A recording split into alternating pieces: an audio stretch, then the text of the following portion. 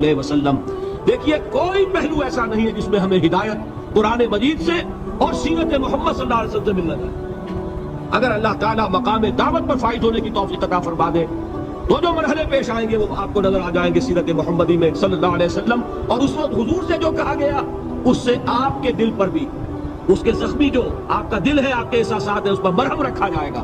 وَلَقَدْ نَعْلَمُ أَنَّكَ يَضِيقُ صَدْرُكَ بِمَا يَقُولُونَ، ہمیں خوب معلوم ہے کہ جو کچھ آج تمہیں سننا پڑ رہا ہے اس سے تمہارا سینہ پھٹتا ہے، تمہیں رنج اور صدمہ ہوتا ہے، لیکن وَاصْبِرْ عَلَىٰ مَا يَقُولُونَ، جو کچھ یہ کہہ رہے ہیں اس پر صبر کیجئے، اس کو جھیلیے پڑتا ہے۔ یہ عادت پڑے گی، معاشرے کی درستی کے لیے ضروری ہے کہ بدلاؤ۔ ایک تھپڑ اس نے لگایا ہے تو تھپڑ اس کے لگے تو اس کے بھی 14 طبق روشن ہو، تاکہ کسی اور کو تھپڑ مارنے کی ضرورت اس میں نہ ہو۔ یہ صحیح ہے کہ معاشرے کی درستی اسی میں، لیکن جو دعوت کا معاملہ ہے بالکل جدا ہے، اس کے قانون اور حضرت مسیح کے الفاظ کیا تھے؟ تھے یا نہیں، بہرحال انجیل میں یہ ہے، اور میں جو بات عرض کر رہا ہوں یہ ہے کہ وہ بالکل صحیح ہے۔ مقام دعوت کے دوران یہی طرز عمل صحیح ہے، اور یہی طرز عمل محمد رسول اللہ نے صلی اللہ علیہ وسلم اپنے ساتھیوں کو تلقین فرمایا۔ وہ کیا ہے؟ وہ الفاظ جو ہے انجیل کے وہ یہ ہے کہ اگر کوئی تمہارے داہنے گال پر تھپڑ مارے بایاں بھی پیش کرو، اگر کوئی تمہارا چوغا لینا چاہے نالش کر کے تو تم اس کو کرتا بھی اتار دیجیے، اگر کوئی تمہیں بیگار میں 1 کوس لے کے جانا چاہے تم 2 کوس اس کے ساتھ جاؤ۔ اس پر کہا گیا کہ یہ بڑی غیر فطری تعلیم ہے۔ یقیناً قانون کے اعتبار سے غیر فطری ہے، دعوت کے اعتبار سے یہ لازمی ہے۔ یہی دعوت کا یہی قانون ہے جو 12 برس تک مکے میں محمد رسول اللہ نے نافذ کیا۔ صحابہ کو کیا حکم تھا؟ تمہیں کتنا ہی مارا جائے تم جواب میں کوئی کارروائی نہیں کر سکتے۔ نو ریزسٹنس، نو ریٹیلیشن۔ ریزسٹنس تو ہے، پیسو ریزسٹنس۔ ریزسٹنس کیا ہے؟ کہ پیچھے مت ہٹنا۔ وہ سارا دباؤ کیوں دے رہے تھے کہ تم اپنا تعلق منقطع کرو محمد سے صلی اللہ علیہ وسلم، تم توحید کو چھوڑو، اپنے آبائی دین میں آؤ۔ اسی کے لیے پریشرائز کر رہے تھے نا۔ حضرت بلال کو مار رہا ہے امیہ ابن خلف، حضرت خباب بن الارت رضی اللہ تعالیٰ عنہ کو دہتے ہوئے انگارے زمین میں بچھا کر اور اس کے اوپر ننگی پیٹھ لٹا دیا۔ آپ ذرا تصور کیجئے، ایک شخص دیکھ رہا ہے کہ دہتے ہوئے انگارے بچھائے جا رہے ہیں، یہ میرے لیے تیار کیے جا رہے ہیں، اور پھر حکم دیا جاتا ہے کرتا اتار دو، کرتا اتار دیتا ہے، لیٹ جاؤ، لیٹ جاتا ہے۔ کیوں؟ بڑی غیر فطری بات ہے یہ تو۔ اسے ہاتھ پاؤں مارنے چاہیے۔ ایک آدمی ڈیسپریٹ ہو جائے تو آپ کو معلوم ہے اس کے اندر طاقت بہت آ جاتی ہے۔ اسے نظر آ رہا ہو کہ مجھے تو بھون دیں گے، کباب بنا دیں گے، تو اگر اسے اجازت ہو 2-4 کو مار کر مرے گا۔ اجازت نہیں۔ محمد نے ہاتھ باندھ دیے صلی اللہ علیہ وسلم، تمہیں اجازت نہیں ہاتھ اٹھانے کی۔ یہ بعد میں سورہ نساء میں یہ الفاظ نازل ہوئے کہ اے مسلمانوں، ایک زمانہ یہ تھا کہ تمہیں حکم تھا کفو ایدیکم، اپنے ہاتھ بندے رکھو، you are not allowed to retaliate. ڈٹے رہو، جمے رہو، کھڑے رہو، صبر کرو، جھیلو، برداشت کرو، پیچھے نہ ہٹنا، نہ محمد کے دامن کو چھوڑنا صلی اللہ علیہ وسلم، نہ توحید کا دامن چھوڑنا، لیکن ہاتھ اٹھانے کی اجازت۔ بتائیے کہاں گیا قانون؟ قانون تو یہ ہے کہ بدلا لو، لیکن وہ قانون تو اس وقت نافذ ہوگا جب انقلاب آ جائے گا، اسلامی حکومت قائم ہو جائے گی، تب آئے گا نا قانون۔ ابھی مرحلہ ہے انقلابی عمل کا، ابھی تو انقلاب لانا ہے، اسلامی حکومت قائم کرنی ہے۔ اس پروسیس کے تقاضے کچھ اور ہے۔ اس میں جو پہلا مرحلہ ہے وہ پیسو ریزسٹنس کا ہے سب۔ یہی وجہ دیکھیے مکی صورتوں میں خود نبی اکرم صلی اللہ علیہ وسلم کو اتنے مختلف پیرایوں میں صبر کا حکم دیا گیا۔ کچھ مثالیں میں دے چکا ہوں، وَلِرَبِّكَ فَاصْبِرْ، اسی طریقے سے وَاصْبِرْ كَمَا صَبَرَ أُولُو الْعَزْمِ مِنَ الرُّسُلِ، اے نبی صبر کیجئے جیسے کہ صبر کیا ہمارے اولو العزم رسولوں نے۔ وَاصْبِرْ وَمَا صَبْرُكَ إِلَّا بِاللَّهِ، اے نبی صبر کیجئے، اور آپ کا صبر تو اللہ ہی کے سہارے ہے۔ وَاصْبِرْ لِحُكْمِ رَبِّكَ، یہ سورہ نون جس کی ابتدائی آیات میں نے آپ کو سنائی، نون والقلم وما يسطرون ما انت بنعمت ربك بمجنون، اس کا اختتام کیا ہوتا ہے؟ وَاصْبِرْ لِحُكْمِ رَبِّكَ وَلَا تَكُنْ كَصَاحِبِ الْحُوتِ إِذْ نَادَىٰ وَهُوَ مَكْظُومٌ، اے نبی صبر کیجئے، اپنے رب کے فیصلے کا انتظار کیجئے، اور اس مچھلی والے کے مانند نہ ہو جائیے۔ مچھلی والا کون؟ حضرت یونس علیہ السلام۔ مچھلی والے نے اپنے دینی حمیت اور غیرت جو تھی اس کی وجہ سے اللہ کے حکم کا انتظار نہیں کیا، اپنی قوم کو چھوڑ کر چل دیا۔ نبی کا، رسول کا یہ معاملہ ہوتا ہے، جیسے کہ آپ کو معلوم ہے کوئی افسر ہے کسی حکومت کا، وہ اپنی پلیس آف ڈیوٹی کو نہیں چھوڑ سکتا، he must stick to his place of duty۔ بڑے افسر کے لیے تو یہ بہت بہت اہم بات ہے۔ تو اے رسول، جہاں آپ کو ہم نے تعینات کیا ہے، آپ وہاں سے ہل نہیں سکتے کہ ذرا مخالفت ہوئی، لوگوں نے فکرے تش کی ہے اور آپ کہیں اور چل دیے، دفعہ ہو یہ بات نہیں سننا چاہتے، میں کسی اور کو سناؤں گا، ہو سکتا ہے نا، ہم تو کرتے ہیں نا یہ، اس لیے کہ ہمیں تو اللہ نے کہیں تعینات تو نہیں کیا نا۔ اگر ایک جگہ کے لوگ بات نہیں سنتے، چلو بھائی ہم کہیں اور جائیں گے، وہاں بات سنائیں گے۔ لیکن رسول کا معاملہ ہوتا ہے، جو اس کی پلیس آف اپوائنٹمنٹ ہے، he cannot leave his place without the express permission of اللہ سبحانہ و تعالیٰ۔ آپ نے یہ سنا ہوگا، سیرت کی تقاریر میں پڑھا ہوگا کہ مدینہ کی طرف ہجرت کی اجازت حضور نے تمام صحابہ کو دے دی، خود منتظر رہے جب تک کہ اللہ کی طرف سے اجازت نہیں آئی۔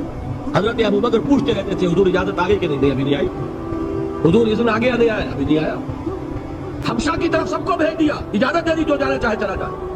حضور کی صاحبزادی جو حضرت عثمان کے نکاح میں تھی، وہ بھی ہجرت کر رہی، لیکن حضور تو نہیں گئے۔ رسول نہیں چھوڑ سکتا اپنی جگہ، یہاں تک کہ تمام تقریباً صحابہ چلے گئے، حضور رہ گئے، حضرت ابو بکر رہ گئے، حضرت علی رہ گئے، اور حضرت ابو بکر پوچھ رہے ہیں بار بار اجازت آئی یا نہیں؟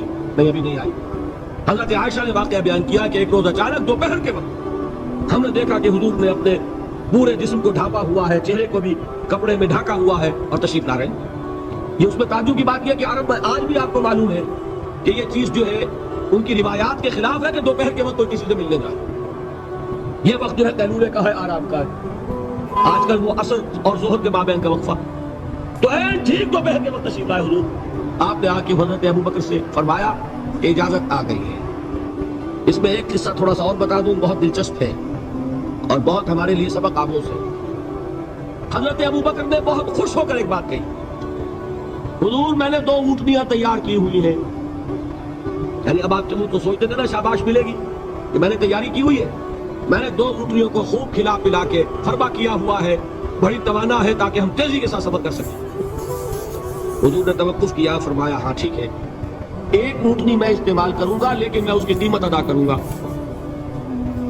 حضرت ابو بکر کی آنکھوں میں آنسو آ گئے، روتے ہوئے کہا حضور مجھ سے یہ مغایرت، کیا یہ جان اور مال کسی اور کے لیے ہے؟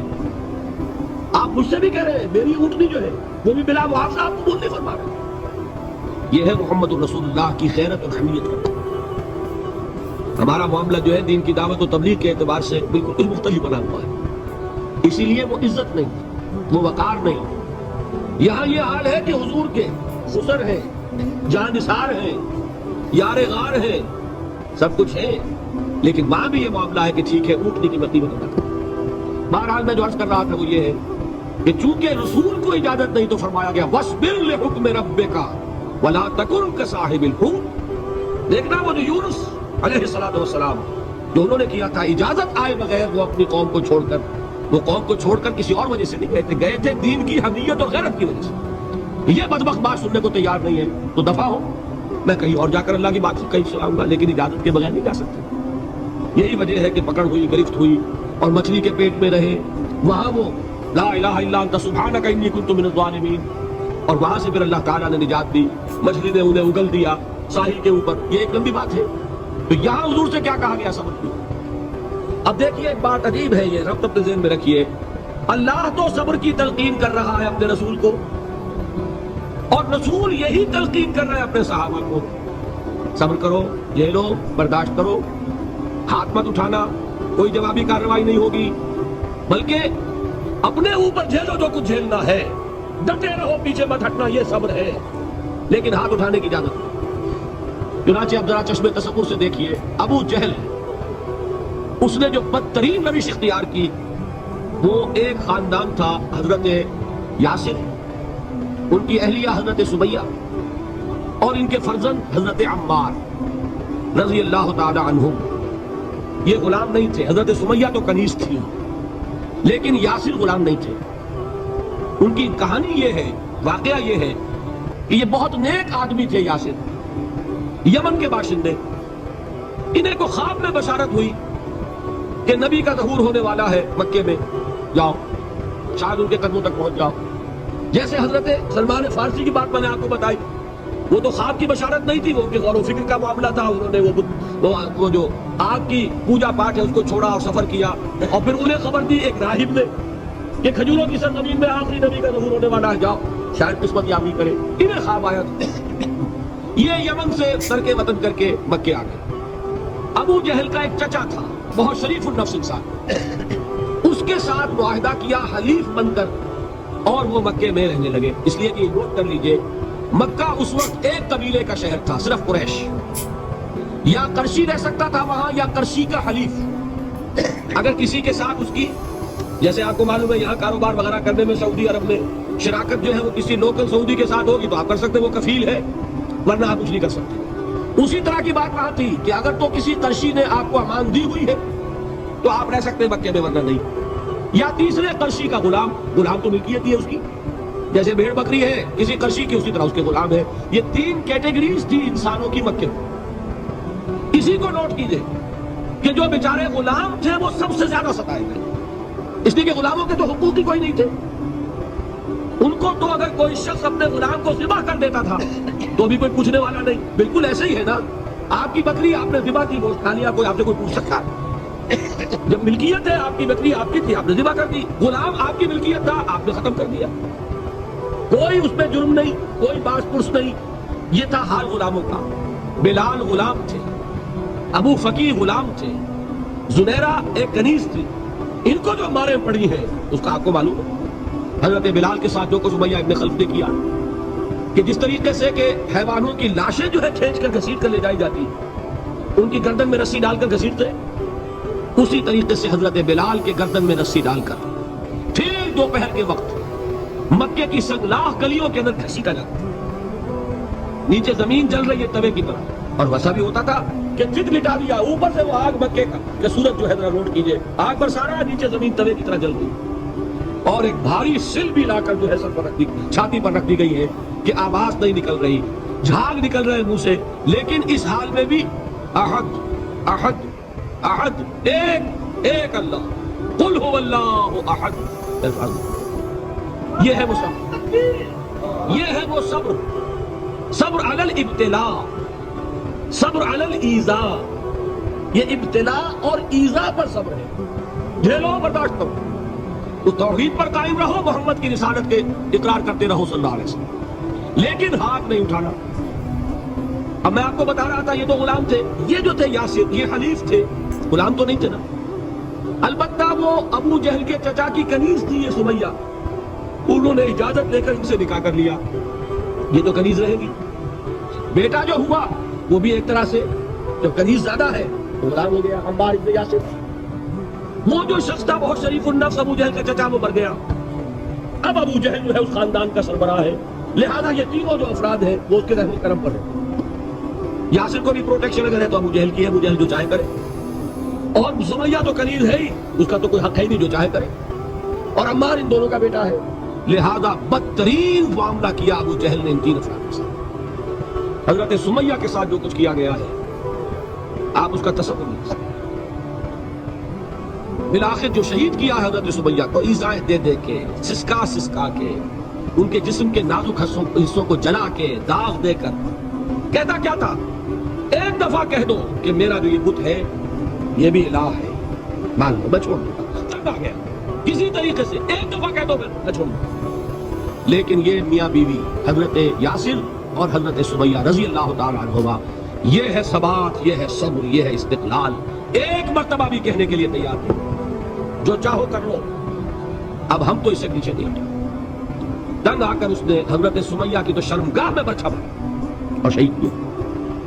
حضرت یاسر کے بارے میں ایک روایت یہ ہے، ستا کے، تنگ کر کے، آخر کار جو ختم کیا انہیں شہید کیا کس طرح؟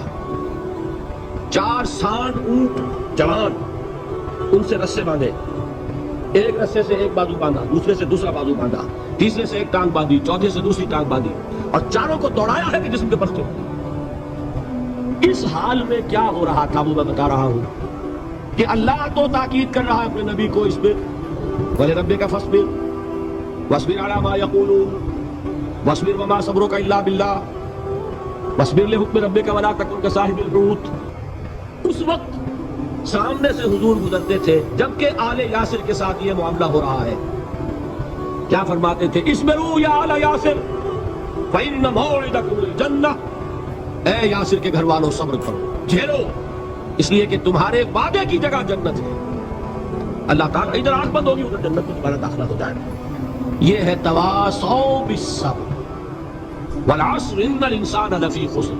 یہ تواصوا بالصبر پر کون عمل کر رہا ہے؟ محمد رسول اللہ صلی اللہ علیہ وسلم۔ اس میں بھی ایک بات ہے، وہ بھی سمجھ لیجئے، دین میں جہاں عظیمت ہے رخصت کا پہلو بھی ہے۔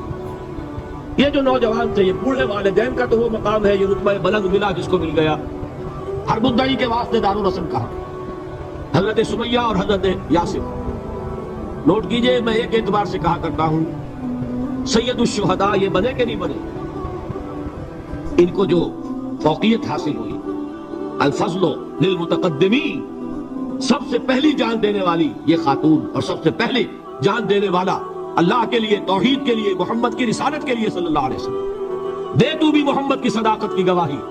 یہ صداقت کی گواہی دیتے ہوئے انہوں نے اپنی جانیں دے دی۔ لیکن جو نوجوان عمار ہے اس نے رخصت کی راہ اختیار کی، جھیلا نہیں گیا، برداشت نہیں ہو سکا، ایک مرتبہ کلمہ کفر زبان سے نکال دیا، ابو جہل نے چھوڑ دیا، لیکن اب پشیمانی تاری ہوئی ہے میں کیا کر بیٹھا۔ اس کے بعد انہوں نے اپنے آپ کو ایک ستون سے باندھ لیا کہ حضور ہی آ کر مجھے اگر یہاں سے کھولیں گے تو میں کھلوں گا، ورنہ میں یہی اپنے آپ کو ہلاک کر دوں گا، مجھ سے کیا ہوگا۔ حضور خود تشریف لائے، دست مبارک سے کھولا، کہا کہ یہ بھی دین میں اجازت ہے، کلمہ کفر کہہ کر جان بچا لینے کی اجازت ہے۔